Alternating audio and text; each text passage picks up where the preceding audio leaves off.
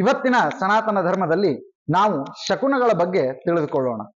ಎಷ್ಟೋ ಬಾರಿ ಶಕುನಗಳು ಅಂತ ಹೇಳಿ ಬಂದಾಗ ಯಾವುದು ಶುಭ ಯಾವುದು ಅಶುಭ ಅಂತನ್ನುವಂತಹ ಪ್ರಶ್ನೆ ನಮ್ಮ ಮನಸ್ಸಿನಲ್ಲಿ ಇರ್ತದೆ. ಬನ್ನಿ ಹಾಗಿದ್ರೆ ಕಾರ್ಯಕ್ರಮವನ್ನು ಪ್ರಾರಂಭ ಮಾಡೋಣ ಪಂಚಾಂಗ ಶ್ರವಣದಿಂದ. ವಿಶ್ವವಸುನಾಮ ಸಂವತ್ಸರ, ಉತ್ತರಾಯಣ, ವಸಂತ ಋತು, ಚೈತ್ರ ಮಾಸ, ಶುಕ್ಲ ಪಕ್ಷ, ಬುಧವಾರದಲ್ಲಿ ಇವತ್ತಿನ ದಿವಸ ನಾವಿದ್ದೇವೆ. ಪಂಚಮಿ ತಿಥಿಯನ್ನ ನೋಡ್ತಾ ಆಯುಷ್ಮಾನ್ ಯೋಗ ಭವಕರಣವನ್ನ ನೋಡ್ತಾ ಇದ್ದೇವೆ. ಸೂರ್ಯೋದಯ ಬೆಳಗ್ಗೆ 6:19 ಆಗಿದೆ. ಸೂರ್ಯಾಸ್ತ ಸಾಯಂಕಾಲ 6:40 ಆಗ್ತಾ ಇದೆ. ರಾಹುಕಾಲ ಮಧ್ಯಾಹ್ನ 12:30 ಪ್ರಾರಂಭವಾಗಿ 2 ಗಂಟೆವರೆಗೂ ಕೂಡ ಇದೆ.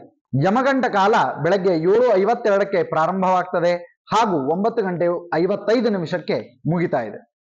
ಗುರುಗಳೇ, ಇವತ್ತಿನ ದಿವಸ ಒಂದು ಒಳ್ಳೆ ಕೆಲಸವನ್ನು ಮಾಡಬೇಕು ಅಂತ ಅನ್ಕೊಂಡಿದ್ದೀನಿ, ಒಂದು ಶುಭ ಮುಹೂರ್ತವನ್ನ ಕೊಡಿ ನಮಗೆ ಅಂತ ಪ್ರಶ್ನೆ ಮಾಡಿಕೊಂಡ್ರೆ ಆ ಶುಭ ಮುಹೂರ್ತ ಸರಿಯಾಗಿ 10:00 ಪ್ರಾರಂಭವಾಗಿ 11:00 ಕೂಡ ಇದೆ. ಬನ್ನಿ ಹಾಗಿದ್ರೆ ಶಕುನಗಳ ವಿಚಾರವನ್ನ ನಾವು ನೋಡ್ತಾ ಹೋಗೋಣ.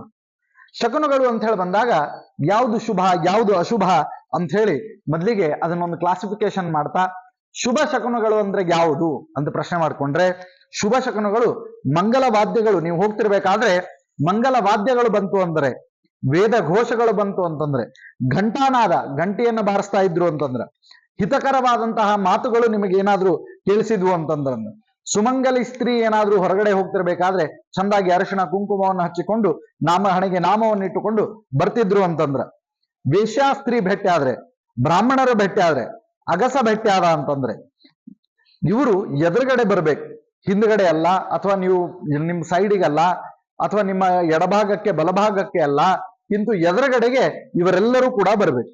ಇನ್ನು ಅಕಸ್ಮಾತ್ ಆಗಿ ನವಿಲು, ಚಿಗರೆ, ನಾಯಿ, ಭಾರದ್ವಾಜ ಪಕ್ಷಿ, ಆನೆ, ಕುದುರೆ, ಆಕಳು, ಮೀನು, ನರಿ, ಬಿಳಿ ಬಣ್ಣದ ಎತ್ತುಗಳು ಇವುಗಳ ದರ್ಶನ ಆಯಿತು ಅಂತಂದ್ರೆ ನಿಮಗೆ ಎಲ್ಲ ರೀತಿಯಾದಂತಹ ಶುಭಗಳು ಪ್ರಾಪ್ತಿಯಾಗಿದೆ ಅಂತ ಅರ್ಥ.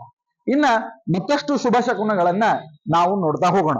ಸೊ ಇನ್ನಷ್ಟು ಶುಭ ಶಕುನಗಳು ಯಾವ್ಯಾವು ಅಂತಂತಂದ್ರೆ ಅದಕ್ಕೆ ಹೇಳ್ತಾರೆ, ಹಾಲು, ಮೊಸರು, ಕಬ್ಬು, ಹುಲ್ಲು, ಶಸ್ತ್ರಧಾರಿಯಾಗಿರ್ತಕ್ಕಂತಹ ಕ್ಷತ್ರಿಯ, ಛತ್ರಿ, ಕಾಡಿಗೆ, ಜೇನುತುಪ್ಪ, ಕನ್ನಡಿ, ರತ್ನ, ಪಲ್ಲಕ್ಕಿಗಳು.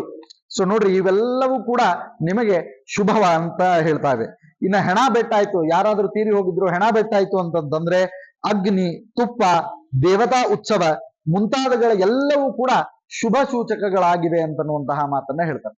ಸೊ ಇಂತಹ ಶುಭ ಶಕುನಗಳು ಬಂದಾಗ ನಮಗೇನಾಗ್ತದೆ, ಹೋಗುವಂತಹ ಕೆಲಸ ಕಾರ್ಯಗಳಲ್ಲಿ ನಮಗೆ ಶುಭ ಪ್ರಾಪ್ತಿ ಆಗ್ತದೆ.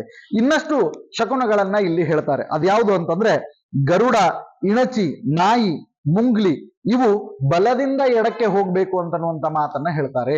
ಸೊ ನೋಡ್ರಿ, ಇವೆಲ್ಲವೂ ಇಷ್ಟೋ ತನಕ ನಾನು ಹೇಳಿದೆ ಎಲ್ಲವೂ ಎದುರುಗಡೆ ಬರ್ಬೇಕು.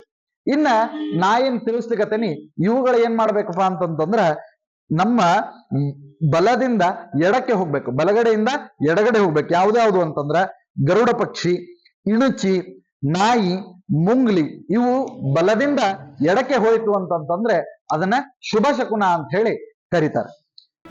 ಜಿ ಕನ್ನಡ ನ್ಯೂಸ್ ಈಗ ನಿಮ್ಮ ಮನೆಯಲ್ಲೇ ನೋಡಿ, ಎಲ್ಲ ಕೇಬಲ್ಗಳಲ್ಲಿ ಈಗ ಲಭ್ಯ.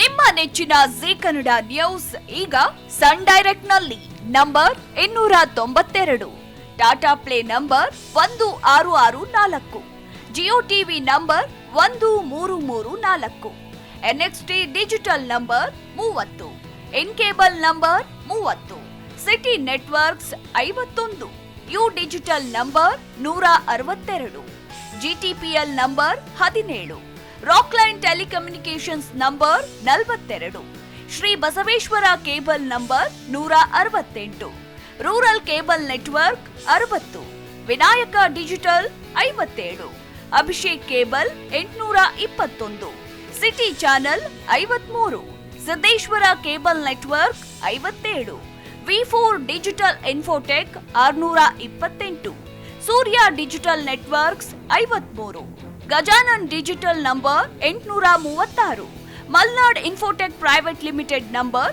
56, Metrocast number 830, Victory digital number 167ರಲ್ಲಿ ನೋಡಿ ಆನಂದಿಸಿ.